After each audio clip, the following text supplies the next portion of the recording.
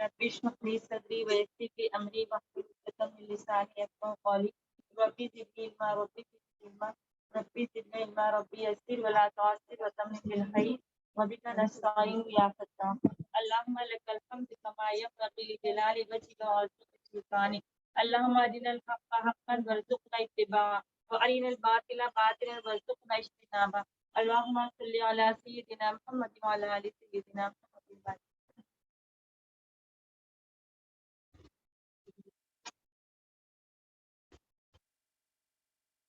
اللہ تعالیٰ قرآن مجید میں ارشاد فرماتے ہیں یا ایھا الناس قد جاءتکم موعظۃ من ربکم وشفاء لما فی الصدور وہدی ورحمۃ للمؤمنین. اے لوگو تمہارے پاس تمہارے رب کی طرف سے ایک ایسی چیز آئی ہے جو نصیحت ہے اور دلوں میں جو روگ ہیں ان کے لیے شفا ہے اور رہنمائی کرنے والی ہے اور رحمت ہے ایمان لانے والوں کے لیے.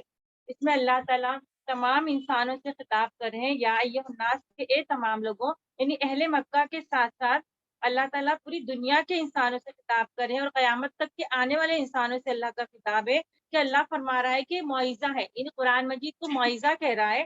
یعنی معجزہ کہتے ہیں بھلائی و نیکی کی ایسی بات جو اخلاص کے ساتھ ہو اور دل کو نرم کرنے والی ہو. یعنی جیسے ہم دیکھتے ہیں کہ اسٹیج سجتے ہیں ہمارے محرم میں، ربیع الاول میں، تو جو مولوی واعظ دیتے ہیں تو اس میں ہمارے دلوں پر اتنا اثر نہیں کرتی باتیں، کیونکہ نا وہ جو معجزہ کا مطلب ہی اصل میں کیا ہوتا ہے، بہت نرمی سے بہت اخلاص کے ساتھ بات کہی جائے اور ایسی بات کہی جائے جو دلوں کو نرم کرنے والی ہو. یعنی وہ دلوں میں اتر جائے بات، یعنی سامنے والے کو لگے کہ میری بھلائی چاہتی ہے، میرے سے ہمدردی کرنا چاہتی ہے، مطلب یا تو چاہتا ہے یا چاہتی ہے. تو جب وہ معجزہ کہلائے گی. یہ تو نہیں، یہ معجزہ نہیں کہلائے گی کہ چیخ چلا کر اور کسی کو تانے دے کر کوئی بات کہی جائے اور نصیحت کی جائے.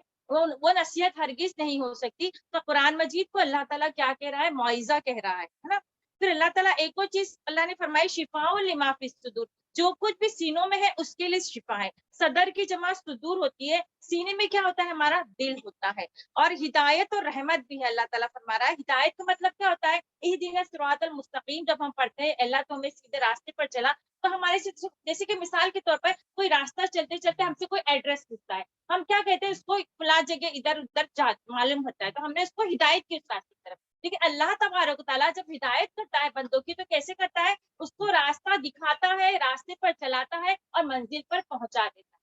تو ہمارے لیے وہ ہدایت کیا ہے؟ قرآن مجید ہے اور رحمت ہے مومنوں کے لیے. رحمت اللہ تعالیٰ فرما رہا ہے تو وہ معجزہ اور شفا تمام انسانیت کے لیے، لیکن اس سے فائدہ کون اٹھاتے ہیں؟ ہدایت کون لیتا ہے؟ اور رحمت کس کے لیے بنتی ہے؟ جو کہ ایمان لانے والے. جیسے یہ اللہ تعالیٰ قرآن مجید میں پہلی آیت سورہ بقرہ کی ہم کھولتے ہیں قرآن مجید تو کیا کہتا ہے؟ الف لام میم ذالک الکتاب لا ریب فیہ ھدی للمتقین، کہ اس میں کوئی شک نہیں. اور کس کے لیے ہدایت ہے؟ یہ پرہیزگاروں کے لیے، جو اللہ سے ڈرتے ہیں، جو تقوی اختیار کرتے ہیں، جو گناہوں سے بچتے ہیں. یعنی ہم جتنا گناہوں سے بچیں گے، جتنا اللہ سے ڈریں گے، جتنا ہمارے اندر خوف خدا ہوگا، اتنا ہی یہ کتاب ہمارے لیے کیا بن جائے گی؟ ہدایت اور رحمت بن جائے گی. اور پھر ایک شخص آپ صلی اللہ علیہ وسلم کی ایک حدیث ہے، آپ صلی اللہ علیہ وسلم کی خدمت میں حاضر ہوا. اس نے کہا میرے دل میں تکلیف ہے. مطلب واقعی میں اس کو دل میں تکلیف تھی. آپ نے فرمایا قرآن پڑھو، کیونکہ اس میں کیا ہے؟ شفا ہے. سینوں میں جو کچھ ہے اس کے لیے شفا ہے. ابھی دیکھو سینے کی بیماری، دل کی بیماری دو قسم کی ہوتی ہے، ایک حسی ہوتی ہے اور ایک مانوی ہوتی ہے. مانوی بیماری ایسی جو ہم کو دکھائی نہیں دیتی، نظر نہیں آتی نا، ہم اس کو چھو کر دیکھ سکتے ہیں، جیسے کہ حسد ہے، کینہ ہے، تکبر ہے، ریاکاری ہے، بغض ہے نا. یہ سب کیا ہے؟ مانوی بیماری. کہ میرے دل میں کیا چل رہا ہے اب تم نہیں بتا سکتے، آپ کے دل میں کیا چل رہا ہے میں نہیں بتا سکتی. آپ سامنے سے تو بظاہر بہت مخلص لگ رہے ہو، لیکن مجھے نہیں پتا آپ کے دل میں، لیکن اللہ کو پتا ہے نا. تو یہ دل کی بہت ساری بیماری ہوتی ہے، اس لیے اللہ تعالیٰ نے قرآن مجید میں کیا ارشاد فرمایا سورہ قاف میں، وَلَقَدْ خَلَقْنَا الْإِنسَانَ وَنَعْلَمُ مَا تُوَسْوِسُ بِهِ نَفْسُهُ وَنَحْنُ أَقْرَبُ إِلَيْهِ مِنْ حَبْلِ الْوَرِيدِ۔ تحقیق کہ ہم نے انسان کو پیدا کیا، ہم جانتے ہیں جو وسوسہ اس کے دل میں آتا ہے، اور ہم اس کی شہ رگ سے بھی زیادہ قریب کرتے ہیں۔ یعنی ہمارے دل میں کیا چل رہا ہے ہمیں خود نہیں پتا رہتا ہے، لیکن اللہ تعالیٰ کو سب پتا رہتا ہے۔ اچھا، ابھی دیکھتے ہیں ڈپریشن بھی ایک قسم کی بیماری۔ آج کل ڈپریشن کے مریض آپ لوگوں کو بہت زیادہ دکھیں گے۔ فزیکلی جو ہارٹ پرابلم ہوتی ہے نا وہ مریض کم دکھیں گے، لیکن ہر گھر میں ڈپریشن کے مریض آپ لوگ دیکھو گے۔ وہ کیوں اتنا ڈپریشن اتنا زیادہ بڑھ کیوں رہا ہے؟ کیونکہ آج کے زمانے میں تکاثر بہت بڑھ گیا، مال و دولت میں کثرت چاہنا، کمپٹیشن بہت زیادہ بڑھ گیا، اور سب اپنا اسٹیٹس لیول بڑھانے کی کوشش میں رہتے ہیں، اور یہ فتنے بھی بہت بڑھ گئے، تو لوگ کیا ہو رہے ہیں، ڈپریشن کا شکار ہو رہے ہیں نا۔ اچھا، دلوں کو بنانے والا کون ہے؟ ہمارا خالق اللہ تعالیٰ۔ اس نے ہمارے لیے نسخہ تجویز کیا گیا، وہ شفاء لما فی الصدور۔ اس کو پتا تھا میرے بندے جب پیدا ہوں گے تو ان کو کیسی کیسی بیماریاں لاحق ہوگی، کیسے کیسے خدشات ہوں گے، کیسے کیسے ڈر ہوں گے، کیسے خوف ہوں گے، کیا جذبات ہوں گے، ان کی کیا خواہشات ہوں گی، سب اس کو پتا تھا۔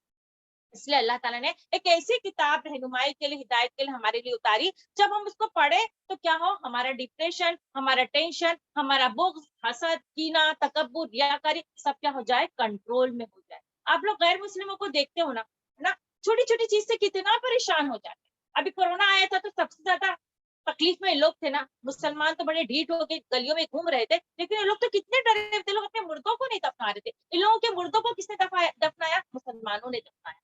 تو یہ اللہ تعالیٰ نے یہ قرآن ہم کو ایسی چیز دی ہے، وہ شفا جو بنتی کب بنے گی، جب ہم اس کو کھول کر پڑھیں گے۔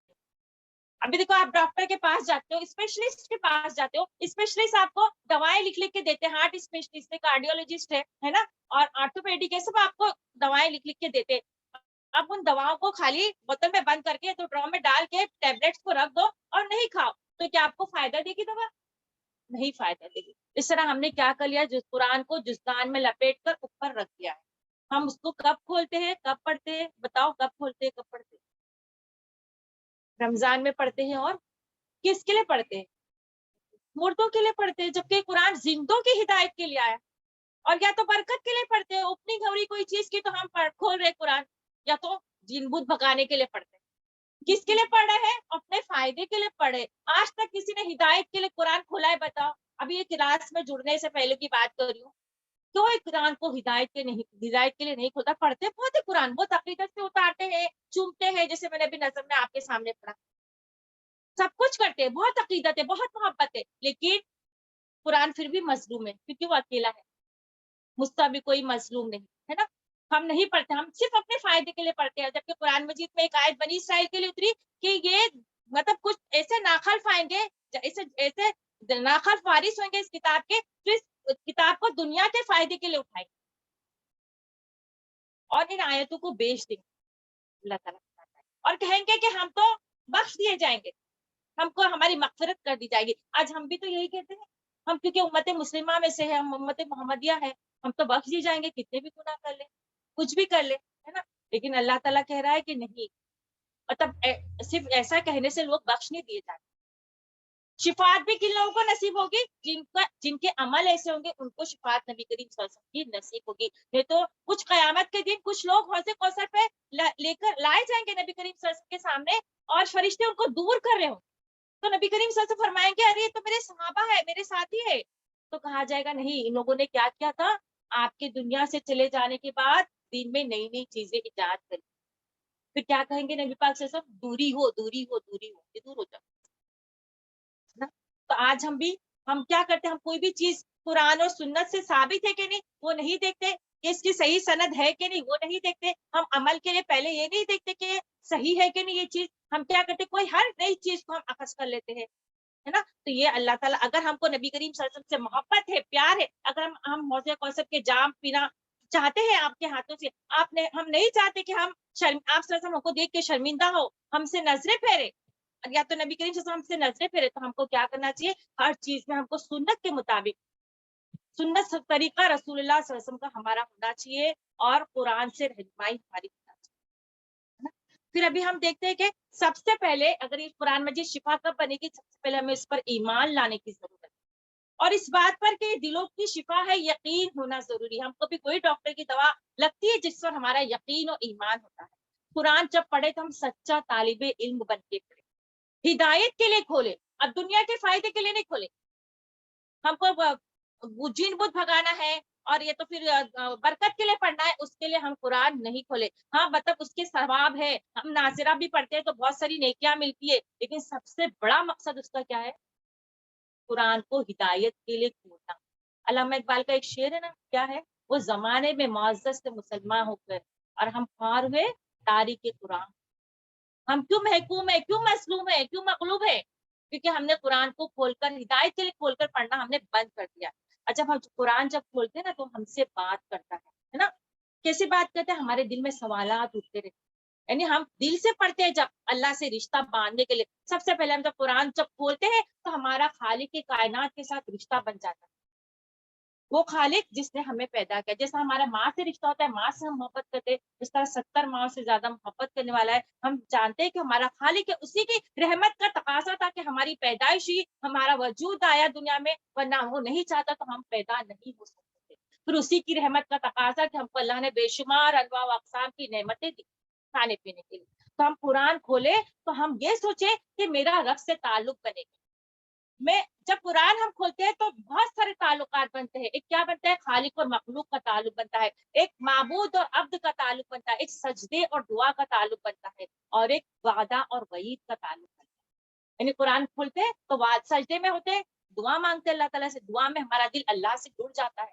اور پھر وعدہ وعید کس طرح سے؟ وعدہ وعید کیا؟ جب ہم قرآن پڑھتے ہیں ترجمے کے ساتھ تو اس میں اللہ جنتیوں سے وعدے کرتا ہے, ایسے ایسے باغات میں تم کو داخل کروں گا جس کے نیچے نہریں بہتی ہوں گی. جہنمیوں کی ذکر آتا ہے تو ان لوگوں کو عذاب کا ذکر, مطلب ایسا ایسا ان لوگوں کو کھانا ہوگا جہنمیوں کا. تو یہ وعید ہو گیا, وعدے اور وعید کا بھی تعلق ہمارا بن جاتا ہے. پھر ہم ڈرتے ہیں جہنم کے حساب سے. دیکھو آپ کی دنیا میں ایک کولی جل جاتی ہے, تیل اڑ جاتا ہے گرم گرم, آگ میں کھانا بناتے ہوئے چٹکا لگ جاتا ہے, تو کیا ہوتا ہے؟ آپ کو کتنی تکلیف ہوتی ہے کہ نہیں؟ اس وقت ہم کیا پڑھے؟ اللہم اجرنا من النار, کہ اللہ اس بڑی آگ, اس دنیا کی آخرت کی بڑی آگ سے تو ہم کیا کریں؟ جب بھی قرآن کھولے تو ہم کو اللہ تعالیٰ ہمارے دل میں جو شکوک و شبہات ہوتے ہیں نا, اس کے جوابات ملتے جاتے ہیں. ایک تو یہ جو پہلے سب سے پہلے شک ہوتا ہے اللہ کے بارے میں, افی اللہ شک فوراً آیت آ جاتی ہے کہ اللہ کے بارے میں تمہیں شک ہے. وہ اللہ جس نے زمین اور آسمان کو پیدا کیا نا, پھر اس کا جواب ہم کو مل جاتا ہے کہ اللہ کے بارے میں شک کیسے کر سکتے ہیں, کیونکہ زمین آسمان تو ہمارے سامنے پھیلے ہوئے. آسمان تا حد نظر, کوئی شگاف نہیں, کوئی پلر نہیں, اتنا وسیع اور اس زمین میں انواع اقسام کی چیزیں, تو ضرور اللہ تعالیٰ ہے اس خالق کائنات کا خالق اور مالک ہے. پھر ہم غضبناک ہوتے ہیں, قرآن پڑھتے ہیں تو فوراً ہم کو جواب ملتا ہے کہ جب وہ غصہ کرتے ہیں تو غصے کو پی جاتے ہیں اور دوسروں کو معاف کر دیتے ہیں. ہمارا پھر اپنے آپ پر کنٹرول ہو جاتا ہے. نہیں, ہم کو غصے کو ضبط کرنے آنا چاہیے, ہے نا. پھر کیا ہوتا ہے مطلب, لیکن ہمارے اندر سر جھکانے کی صلاحیت ہونا چاہیے. ہم کو اللہ کے سامنے اللہ سب سے بڑا ہے, انائے کبیر. ہماری اللہ کی انا انائے کبیر ہے, ہماری انا انائے صغیر ہے. انائے صغیر انائے کبیر کے سامنے جھکنا چاہیے, ہے نا. پھر ہم کیا کرتے ہیں, ہم کو آس پاس بہت سارے جاہل لوگ پریشان کر رہے ہوتے ہیں نا, ہم بہت تکلیف میں آ جاتے ہیں کبھی. جب قرآن کھولتے ہیں تو اللہ ایک آیت فوراً گزرتی ہے, وَإِذَا خَاطَبَهُمُ الْجَاهِلُونَ قَالُوا سَلَامًا. جب تم سے جاہل خطاب کرے تو تم کیا کہہ دو؟ سلامتی سلامتی. ہم جاہل کے کبھی بھی منہ لگیں گے نا تو جھگڑا بڑھتے جائے گا, ٹینشن میں ہمارا بڑھتے جائے گا. خاموشی اختیار کر لیں گے تو جاہل کتنا بولے گا, ایک بار خاموش, تو ہم پھر اپنے آپ پر کنٹرول کرتے ہیں نا. پھر کیا ہوتا ہے, اچھے برے حالات آتے رہتے ہیں ہمارے پر. پھر قرآن مجید کھولتے تو آیت آتی ہے, ما اصابک من مصیبت الا باذن اللہ. جو بھی تم کو کوئی مصیبت پہنچتی ہے, نہیں کوئی تم کو مصیبت پہنچتی مگر اللہ کی طرف سے. پھر کیا ہوتا ہے, ہم سکون میں آ جاتے ہیں کہ نہیں, کسی نے مجھے تکلیف نہیں پہنچائی, نہ میری غلطی, نہ سامنے والے کی غلطی, نہ کسی اور کی غلطی, یہ تو میرے مقدر میں تھا, ہو گیا, ہونا تھا ہو گیا, ہے نا. پھر اپنے آپ پر کنٹرول کر لیتے ہیں کہ نہیں, کسی پر بلیم نہیں ڈالتے. پھر کیا ہوتا ہے, کبھی کبھی کس بات چیزیں زندگی میں بہت ناپسندیدہ ہو جاتی ہے. پھر ہم جب قرآن کھولتے ہیں, جس کے شوہر بیوی کا ریلیشن شپ, اکثر یہ سب مطلب ہوتا ہے کہ بہت پہلے لوگ ایک دوسرے کو پسند کرتے تھے, پھر کچھ ایسا ہو گیا کہ ایک دوسرے کو لوگ ناپسند کرنے لگے. پھر قرآن مجید میں ایک آیت آتی ہے, اللہ تعالیٰ کہتا ہے کہ قریب ہے کہ تم کو کوئی چیز آج ناگوار ہو اور اللہ نے تمہارے لیے اس میں خیر پوشیدہ رکھا. پھر وہ ہم سوچتے کہ نہیں, اس میں ضرور اللہ نے ایک مقدر میں میرے لکھا ہے, اس میں ضرور کوئی نہ کوئی خیر ہو. پھر ہم اس کو کیا کرتے ہیں, ہم اپنی اس کو مطلب दिमाग में जो वसवसा था उसको निकाल देते हैं, फिर एडजस्ट करने की कोशिश करते हैं अपनी जिंदगी को, फिर अल्लाह ताला वो खैर हमारे सामने ले आता है, कभी नेक साले औलाद की शक्ल में, कभी तो सीरत की शक्ल में, कभी कोई और चीज की शक्ल। फिर अल्लाह ताला फिर हम अब क्या होता है, बहुत सारी चीज हमारे लिए हम और गम बनी रहती है, हमको कोई हल नजर नहीं आता, अल्लाह हमारे सामने हल पेश कर देता है। और फिर क्या होता है, बाज़ औक़ात कोई समझाता है डिप्रेशन में तो हमें समझ में नहीं आता, लेकिन अल्लाह के सामने जब किताब खुलती है, कुरान मजीद खुलता है, तो हमको लगता है खालिक कायनात, हमसे मोहब्बत करने वाला रब हमें कुछ समझा रहा है, तो हम क्यों ना उसकी बात सुने, क्यों ना उसकी बात सुने। फिर हम अपने आप को सरेंडर कर देते हैं, सरे तस्लीम खम कर देते हैं। क्या कहा था इब्राहिम अलैहिस्सलाम ने, अस्लम तू रब्बिल आलमीन, मैं इस्लाम लाया, मैंने इताअत की किसके लिए, रब्बुल आलमीन के लिए। तो जो अंबिया का किरदार होता है वही हमारा भी किरदार होना चाहिए। बाज़ औक़ात हमारे दिल में बहुत बेचैनी होती है, फिर हम बेचैन होते हैं, हमारा कहीं दिल नहीं लगता, किधर जाएंगे भी तो दिल नहीं लगता है, घर में रहते हैं तो दिल नहीं लगता है, फिर हमारे सामने एक आयत आती है, अला बिज़िक्रिल्लाहि तत्मइन्नुल कुलूब, आगाह हो जाओ अल्लाह के जिक्र से कुलूब मुतमईन।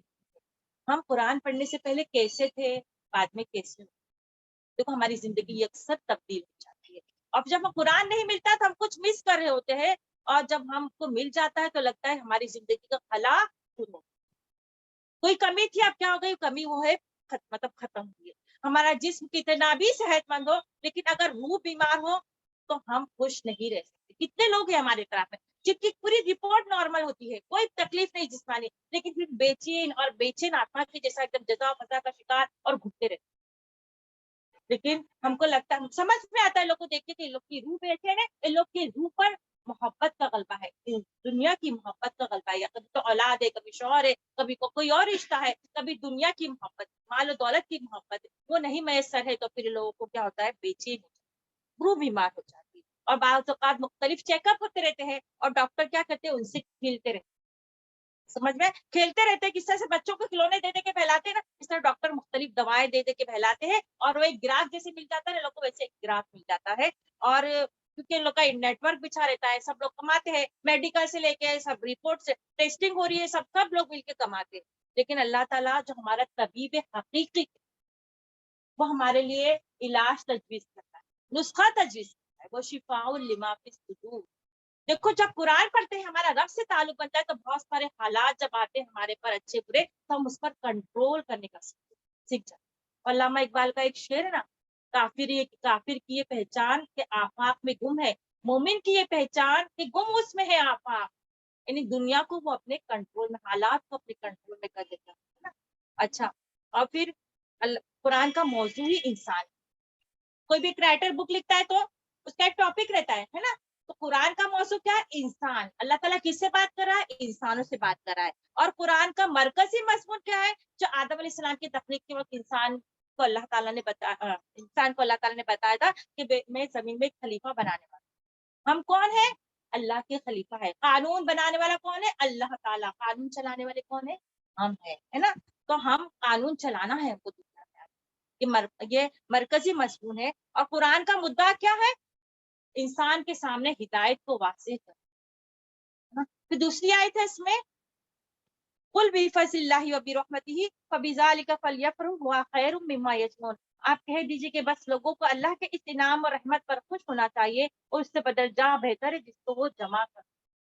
यानी कुरान का नुज़ूल ही हमारे लिए रहमत का बाइस है। बहुत बड़ा फज़्ल है। फज़्ल किसे कहते हैं, एक्स्ट्रा दे देना कुछ, मतलब इनाम के तौर पे कुछ दे देना। कुरान का नुज़ूल जो है हमारे पर इनाम की तरह से हुआ है। अगर कुरान नहीं हो तो क्या हो जाए, दुनिया अंधेर हो जाए। जैसे कि सूरज के बगैर दुनिया अंधेर है ना, कुरान के बगैर दुनिया अंधेर हो जाए। अल्लाह ताला क्या फरमा रहा है, कुरान के नुज़ूल पर हमको खुशी मनाना चाहिए।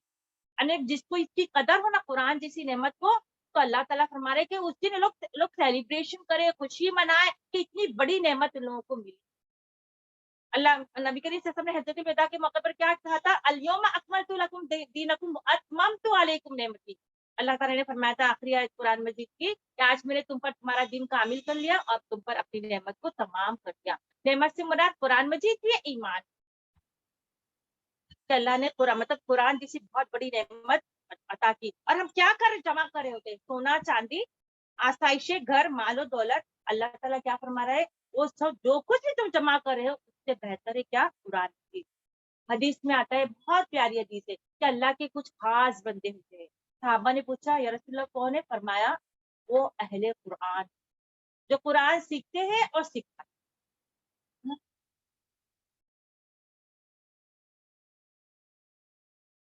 अजीबो गरीब चीजों को देखकर हम ललचाते हैं और उसको जमा करने रखते हैं। किसी किसी को पसंद होता है ना, कभी कोई चीज बाजार जाते हैं, कुछ डेकोरेटिव पीस लेते हैं, या तो कुछ अजीब और गरीब चीजें, किसी को टिकट जमा करने का शौक होता है, किसी को कॉइन जमा करने का शौक होता है, किसी को घर के आसाइशी जमा करने का शौक होता है, कुछ किसी को सोने के बिस्किट, चांदी की चीजें, मतलब इमिटेशन ज्वेलरी, जो भी जमा करने का शौक होता है। लेकिन आप गौर करें कि हर वो चीज जो हम जमा करते हैं, हमारे मरने के बाद उसका क्या हाल? हमारे आबाओ-अजदाद के ज़माने से जो चीज़ें जमा-शुदा थी, क्या हमने उसको रखा है बाकी?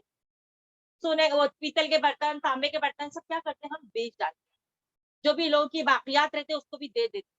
तो हम जो जमा करें क्या हमारी आगे आने वाली जनरेशन उसको महफूज़ रखेगी? रखेगी महफूज़? नहीं रखेगी, सब गार्बेज बन जाएगा। लेकिन कुरान जब हम जमा करते हैं ना सीने में, तो क्या होता है हमारे सीनों में महफूज़ हो जाता है और वो जाएगा हमारे साथ कब्र में, और कोई चीज़ हमारे साथ कब्र में नहीं जाएगी, है ना? तो हमको किसको किसको रफ़ीक बनाना चाहिए? कुरान मजीद को रफ़ीक बनाना चाहिए। और अंबिया कोई मीरास नहीं छोड़ के जाते। अंबिया की मीरास क्या होती है? इल्म होती है ना? और हदीस में आता है अल उलमा वरसतुल अंबिया, उलमा अंबिया के वारिस होते हैं। तो जो लोग जितनी ज्यादा चीजें जमा करते हैं उनके लिए इतना ही बड़ा मसला बन जाती है। टूट जाती है तो उसको टेंशन होता है, उठा के रखना, संभालना, साफ सफाई करना। अगर सोना चांदी है तो उसको बैंक में रखना, लॉकर में रखना, वो भी एक बहुत बड़ा टेंशन हो जाता है। तो सबसे पहले हमको कौन सी चीज पर जमा करने पर फोकस करना चाहिए? कुरान मजीद।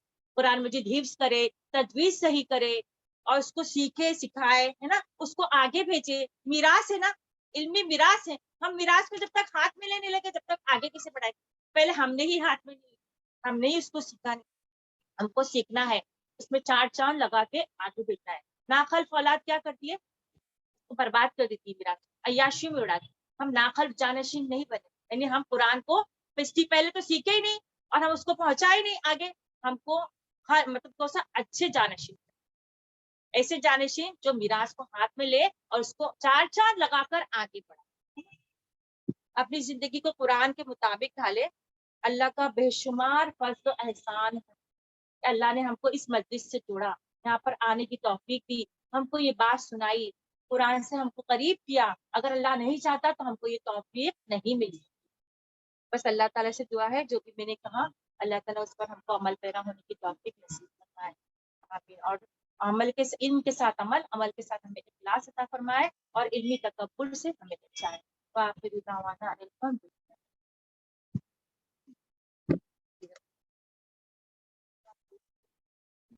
मैडम को बुलाऊंगी तो आप दुआ कर, दुआ के लिए आपको पढ़ो। हाँ पढ़ लीजिए।